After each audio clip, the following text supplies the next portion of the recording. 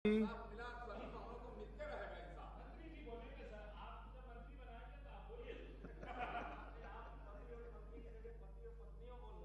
जी। सभापति महोदय, जिस विषय को माननीय मंत्री जी ने कहा कि छोटा है और जिस प्रकार से सदन में विषय आ रहे हैं, और खासियत तो ये है कि यहाँ बैठ के हम अभी 250, 150, 200 लोग यहाँ बैठे हैं और उस निर्णय की तरफ बढ़ रहे हैं जो शायद देश के 125 करोड़ के लोग इस बात को सुन रहे हैं। और जब मैं माननीय मंत्री जी को तब से बैठकर देख रहा था तो मैं कई बार सोचता हूं कि देश में कई निर्णय होते हैं तो, और पूर्वोत्तर का व्यक्ति किरेन रिजिजू आज भारत का लॉ मिनिस्टर हो, शायद भारत के इतिहास में तो ऐसा कभी नहीं हुआ है कि पूर्वोत्तर का कोई व्यक्ति इतने बड़े कुर्सी पर हो। और यही इस बात के इंक्लूसिवनेस को दर्शाता है कि किस प्रकार से इस सदन में हम बहस करते हैं, बात करते हैं, विषयों को रखते हैं। और उन्होंने बूढ़े माँ बाप की बात जो कही, सचमुच वो एक विषय है जो फैमिली कोर्ट में, क्योंकि मैं तो और सौभाग्य से मैं 36 साल के बाद पटना के उच्च न्यायालय में वकील के रूप में, मेरा रजिस्ट्रेशन 36 साल पहले हुआ था, और तब मैंने समझा कि एक तरफ कानून बनाने वाला व्यक्ति जब कोर्ट में पेश होकर के इन सब चीजों का दलील रखता है तो कानून बनाना और उसको फिर लागू करना, और लोकतंत्र के ये तीसरे हिस्से में एग्जीक्यूटिव उसकी उस पर कार्रवाई करे, कितना बड़ा एक मैट्रिक्स है जो देश का ये लोकतंत्र, जिसके हम सब संरक्षक हैं, हम सब ताकत है, इस काम को लेके चलते। मैं तब से ये बात सुन रहा था, लेकिन इसमें एक छोटा सा ऑब्जर्वेशन मेरा आया। ये कहीं ना कहीं ये बात हम सब मानते हैं, महिलाओं के साथ त्रासदी रहती है, प्रताड़न रहता है, लेकिन फैमिली कोर्ट सिर्फ महिलाओं के लिए नहीं है। एक मैं तब से सुन रहा हूं, ये मर्दों के लिए भी है और उन बच्चों के लिए भी है, उनके माँ बाप के लिए, ये सबके लिए है। तो ठीक है, हमारे मित्र ने यहां कहा कि महिलाओं को, हम सब जानते हैं कि ऐतिहासिक रूप से इस बात की चर्चा होती रही है कि भाई महिलाओं के साथ जो प्रताड़न रहा है उसके कारण ये निर्णय,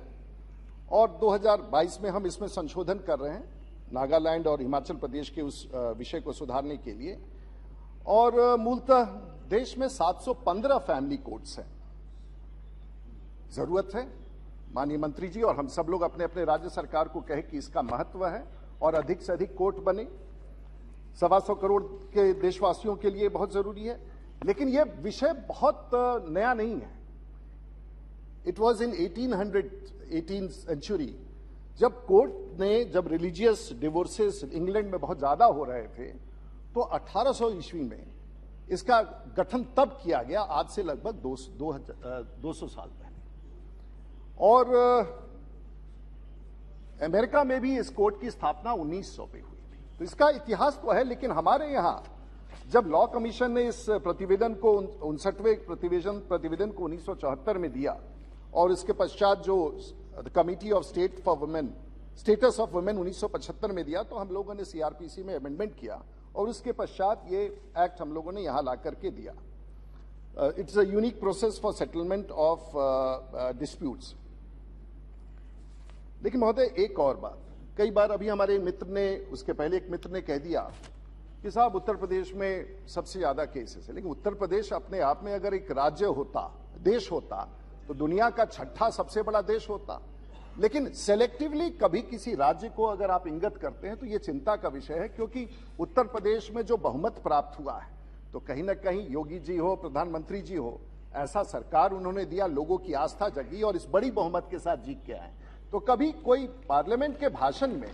एक राज्य को उल्लेखित करके करता है तो वो उचित नहीं है। हर राज्य अपने लिमिटेशंस के साथ काम करने का प्रयास करता है, और मैं समझता हूं कि देश का सबसे ज्यादा अगर कोर्ट्स, फैमिली कोर्ट्स अगर कहीं स्थापित किए गए हैं तो वो मूलतः उत्तर प्रदेश में। अब आप देखेंगे तो पूरे दुनिया में डिवोर्स के क्या पोजीशन है, जिसलिए चाहे वो कस्टडी के लिए हो, एडॉप्शन के लिए हो, इत्यादि के लिए हो, हमारे यहां जब इस प्रकार का फैमिली डिस्प्यूट्स जाता है तो औसतन जो भारत का औसत है वो 5 वर्ष लग जाते हैं। स्वाभाविक है, डिस्प्यूट्स को सेटल करने वक्त लगता है, और हाई कोर्ट और सुप्रीम कोर्ट में चला जाए अगर मामला को आगे लेकर के, तो वो लंबा अवधि के लिए छिड़ जाता है।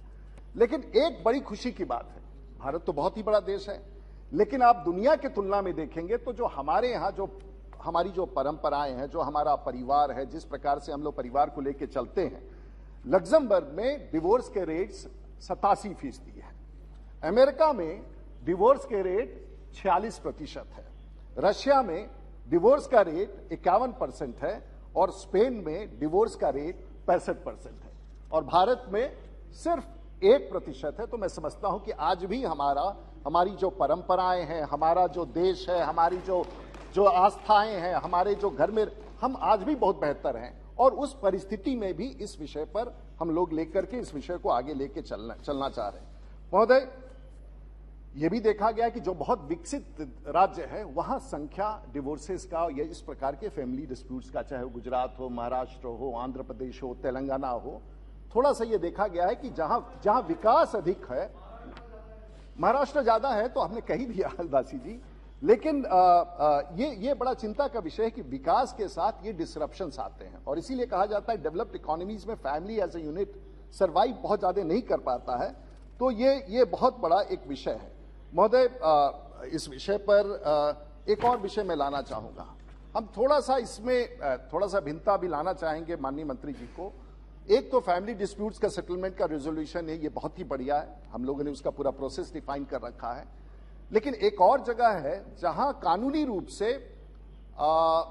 डॉरी एक्ट के तहत जो महिलाओं के साथ जो होता है उसमें कानून अपना कदम उठाए अगर अपराध होता है, आपराधिक वारता होती है। लेकिन यह भी इस भारतवर्ष में देखने आया है कि जो मर्दों का अधिकार है उसके चर्चा कई बार नहीं हो पाती है और डॉरी एक्ट के तहत बूढ़े माँ बाप को केस में फंसाना, परिवार के लोगों को, 1 दर्जन लोगों को फंसाना और फिर कोर्ट में वर्षों तक चले। तो शायद अधिक से अधिक अगर सरकार मेहनत करके फैमिली कोर्ट्स बनाए और काउंसलिंग करे कि जिस रास्ता पर इस एक्ट का उपयोग करके जो फैमिली को हम लोग डिस्टर्ब करते हैं, मैं जानता हूं कि महिलाओं के साथ प्रताड़न होता है, मैं जानता हूं कि किस प्रकार से महिलाओं के साथ, लेकिन कई बार इसका दुरुपयोग डॉरी एक्ट के तहत हुआ है जो हम सबके प्रकाश में आता है। शायद उस पर भी विचार करना, क्योंकि थोड़ा सा महिलाओं का 90% अधिकार हो तो भारत में कम से कम 10% मर्दों के भी अधिकार को कई बार स्वीकार करना चाहिए। हम लोग आपके साथ हैं, हमारी महिला बहनें पीछे हैं, लेकिन कई बार जो घटनाएं हमारे सामने आती हैं उससे हम सब लोग काफी परेशान होते हैं। हमको लगता है कि ये नाजायज हो रहा है और जिस पुरुष के घर में उसके अपने माँ बाप भी होते हैं, कई बार इस प्रकार के माहौल में वो लपेट में आते हैं। तो उस प्रताड़न से भी बचाने के लिए सरकार को उस दिशा में भी सोचना चाहिए। यही मेरा आपसे माननीय मंत्री